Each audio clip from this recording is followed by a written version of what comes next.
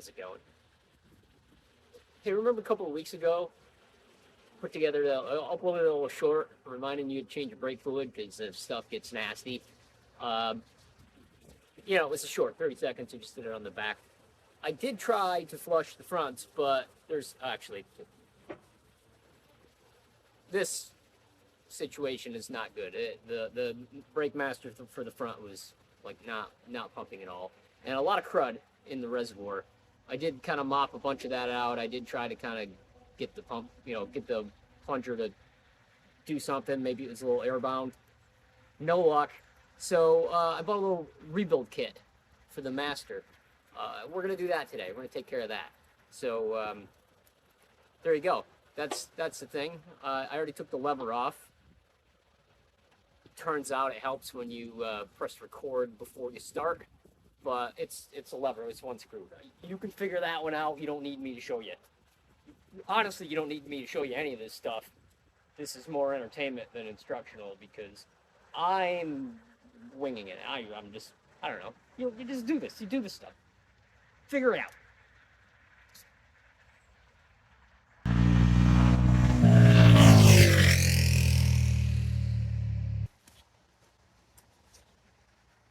All right, I'll bring it down to my level here.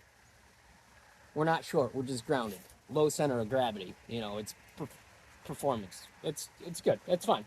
Anyways, got the lever off. Plunger's in here. It's got some sort of little retainer thing. I see a little slot up here. I see a little slot on the bottom. I probably could look up instructions, but like I said, we're winging it. We're just going to figure this out. Can you even see? You're like staring at the sun. I'm going to poke at this and see what happens. There's a little slot here. Kind of give it a little... Maybe. Does it do anything? Oh, yeah, see? Okay. So it's like half popped out already. We'll just do the same on the bottom side. There we go. A little pry. Oh, yeah, it's still stuck in there. Probably would help a lot if I didn't have this whole throttle grip right here in the way. I'm not sure you could have seen any of that anyways. It looked like it was maybe refocused out in the distance. Whatever. All I did was move this in. I still want to have it held here because it's nicely clamped in place so it's not falling all over. Look at that. One piece out.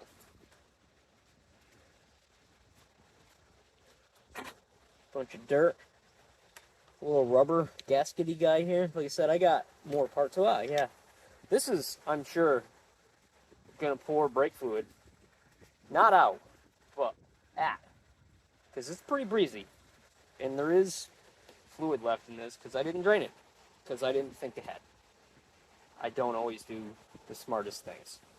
Alright, I got smart for a second. I soaked up all the brake fluid that's... somebody wiped boogers in here? I soaked up a lot of the excess brake fluid. What I'm left with is that caviar? That's pretty gross. There's a lot of that. You gotta be careful with brake fluid because it can basically melt paint. I'm not gonna say melt. It's a good paint remover if you give it time. Ooh, careful. Breezy. Alright, that's really not that bad. Let me show you. Nope, now it's dripping. Alright, we're gonna send it. It's fine. This is what I just pulled out of there. Can you see that? Is that focused? Not the prettiest. Very, very rusty. And this ring thing. This Pac-Man looking guy. This is all part of the new kit. So really all I have right now is to get... I'll bring you up to show you in the top, but it's really crusty. Let's take a look at that.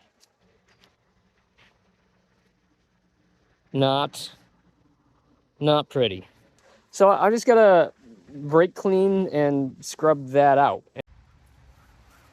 All right, so I ended up pulling the master off the bike. Kind of cheating. I happen to have a parts washer, so that's pretty convenient for stuff like this. Maybe you only have can of brake clean. That's fine. You know, you just use what you got. Not everyone has the same stuff. At any rate, it's really important when you're using like brake clean, parts washer, stuff like that. You keep it off your skin because the uh, shit. Yeah, you really don't want to get brake clean and stuff like that on your skin. It you know, causes cancer, pulls the lube out of your joints, gives you arthritis, stuff like that. Yeah, so don't be raw dogging it. So you see where we're at. Still not the best situation. I think half the problem with my not pumping before is that port which leads down into the piston cavity was plugged right full of rust, basically, and caviar somehow. Uh, so I'm just because it's a brake system, you want it nice and clean. I don't want to go. I don't want to put the bike back together with this. So what I'm gonna, it's like got some bulge to it. God, that doesn't even look. You see that? Does that look like it's curved? Whatever. That's not. Ignore it. Ignoring. Just forget that. I'm gonna grab a Dremel. I think I have a little wire brush for a Dremel, and I'm gonna try to get in there and get the rest of that crud out of there. I'm half tempted to not. I should have bought a new sight glass. It's just got some residue on that, and I kind of want to pop that out, but guaranteed I'm not gonna be able to get that thing back in there. So I don't know. Maybe I can just kind of poke some paper towel in there and kind of scrub at it. We'll see. All right. Take a good look. See that? Yeah. Okay. Back again in a second. All right. That's looking a lot better. And I almost forgot to point out before. There is, so this is like a full diameter port, and there's then this little tiny one. You're gonna want to, because that's probably gonna be plugged too. You're gonna want to grab your smallest drill bit, and then realize that this hole is still smaller than your drill bit is, so that's pointless. But then, you know, just kind of poke in that, and between that and some brake clean, I did manage to clear that one out. So that's about as clean as I care to do with it anyway. This is, well, it looked cleaner. Looked cleaner when the brake clean was still wet in there. But at least I got the most of the sludge off. That might lift off once there's actually some fluid in it again. And again, you know, this is a $200 bike. It's not going to be perfect. I don't need it to be perfect. So, but that's that cleaned out. All right.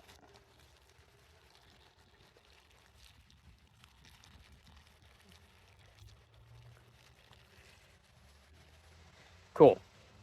So this guy is going to live in here like this.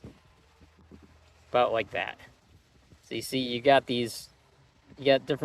some seal stuff going on here. Pumping. Nothing to hold me back at this point. Might as well just, I like this little, what is this, cherry? Yeah, it doesn't taste like cherry. Just a little assembly lube. We're just gonna kind of get these guys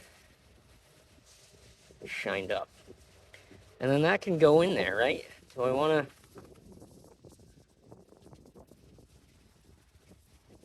to throw that on first.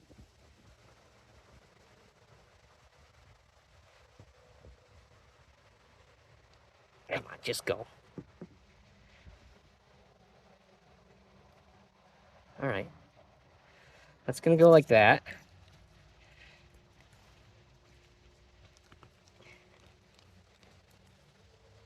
That's going to go on there.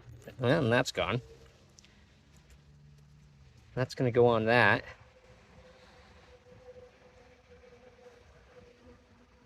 Yeah, just drop it in.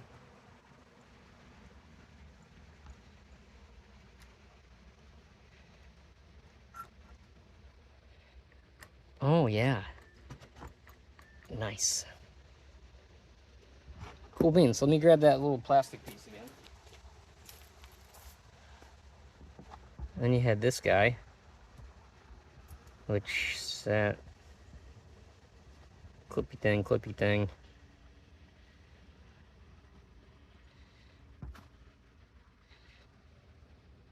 Come on.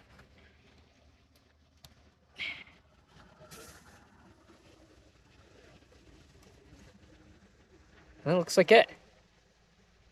I think we're good. I'm gonna save this. That's nice. I really like that. Throw that in a girl's bag. Let her, you know, lip gloss something. I don't know. We'll see what happens.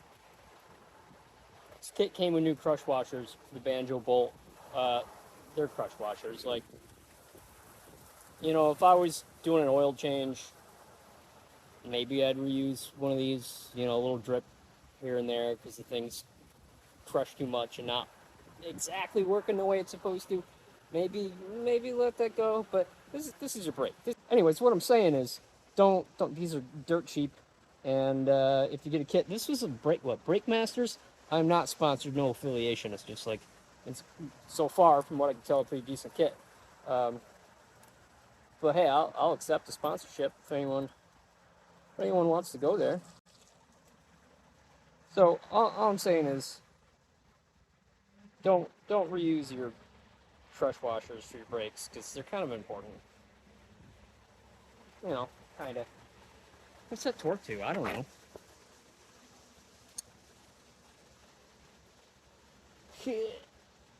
Click.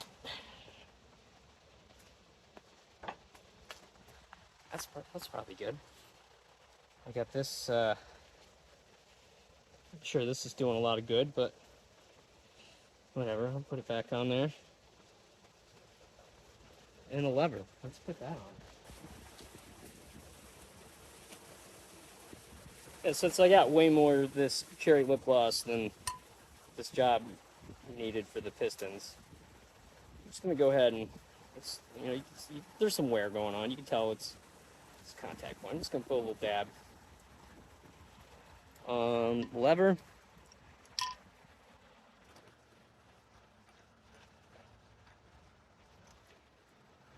Click. Okay. And there's just this little jam nut.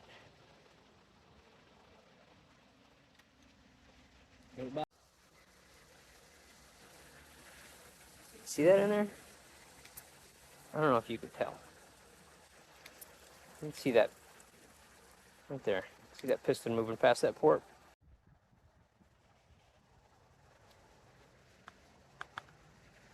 Pay attention to what your whatever bike, car, anything, what it's looking for. You shouldn't be mixing fluids. So like this is actually looking for .3. I've got the DOT3. Like that's typically car stuff. Bikes 4, right? Is that right? 4. What's this over here? Yeah, so this is a 2000 Kawasaki Vulcan, and that one's looking for DOT4. And this bike, I can't really even get to. That says DOT4, 4 and 5 for bikes typically. Anyway, just read the thing and whatever it says to use.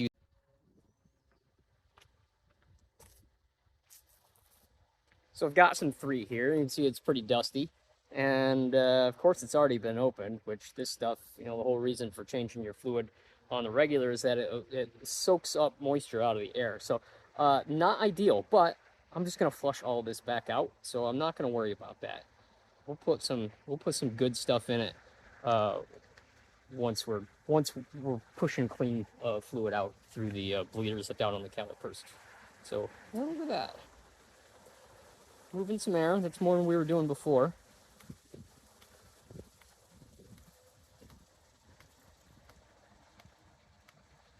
Of course, there's still going to be a lot of air in this system, so I don't feel any pressure at this point. I'm pretty sure I closed off my bleeders. I would expect, if not, I'd have a puddle of fluid on the ground already.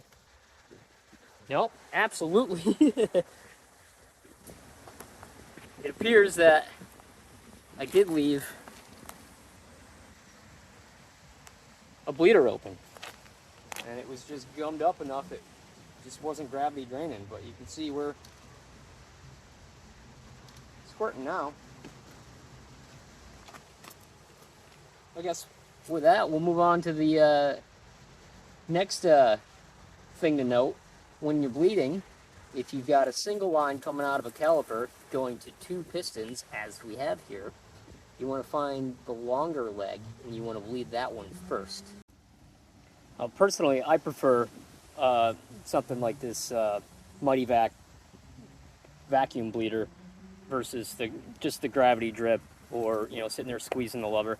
You get a little bit more control, like especially if you're going solo on this. Like, you're not going to be able to pump a brake pedal in a car and sit there and open and close the bleeder to make sure that you're not drawing air back up in. This is mostly clean. Good enough for now. Let's go to the other side. All right. So it's running mostly clear, both sides. You carefully pull this so I don't geyser this thing, but I've got resistance. It's definitely grabbing the brakes. Pumped it down enough where I'm looking at the little sight glass thing. We're at the upper limit. Your covers, probably when you pull this out, it's going to look like this. Just give it a, get back. There we go. You're going to want something like that. About like that. Make sure it's clean. You're not dropping shit down in there.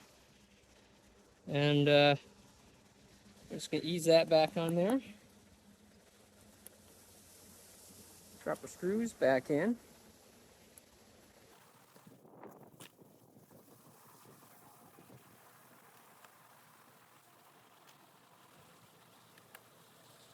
There we go.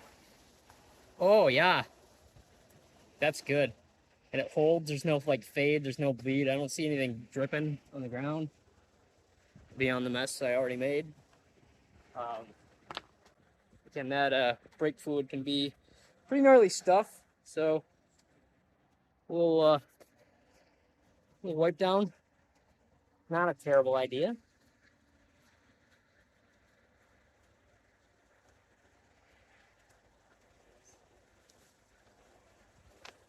There we go. If you watched all the way to the end here, thanks.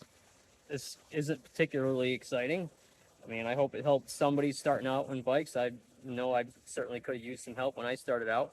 But if it wasn't informative, I hope it was at least a little bit entertaining. So thanks again for watching, and don't forget to like and unsubscribe.